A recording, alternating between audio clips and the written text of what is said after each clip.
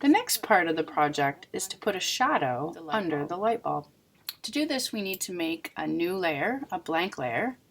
This is down at the bottom, right beside the garbage can, layer 1. I'm going to label that shadow.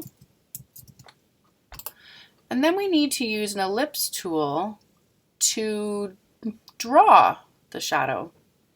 So on your shadow layer, go up to the second tool and go underneath the rectangle tool is the ellipse tool. This tool makes selections. If I click and drag, I want to make a selection that is a really squished circle. It might take a few times to get it right. I think this one I drew is too big, so I'm going to deselect it and try again. In the select menu that we've already used, we have select all, and the next one down is deselect. Okay?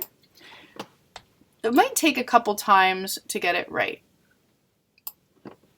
Now that I have my selection and I'm on my shadow layer, I would like to paint in black into that area.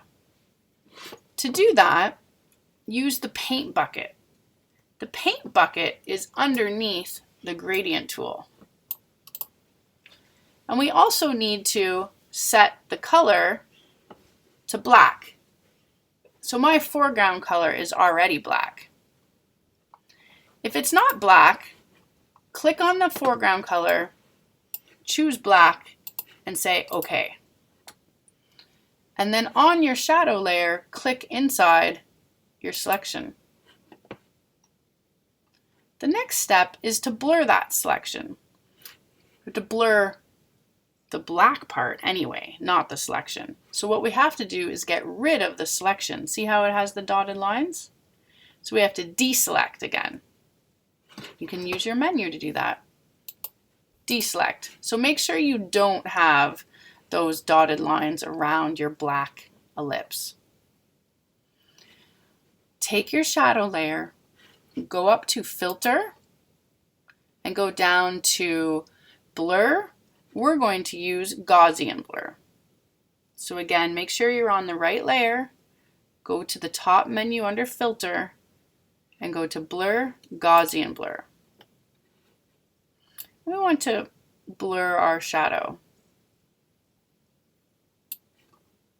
Press OK. You can always move the shadow around with your move tool. And if you don't think it's quite the right size, you can turn on your transform controls at the top, right here, and you can make it a little bit different size if you want. Make it a little longer or skinnier. And then when you're done transforming, press return. Turn off those transform controls. Because it's a shadow, we want to change the opacity a little bit, make it a little bit see-through. So if you made your shadow a little too dark, for example, you can control how dark it is.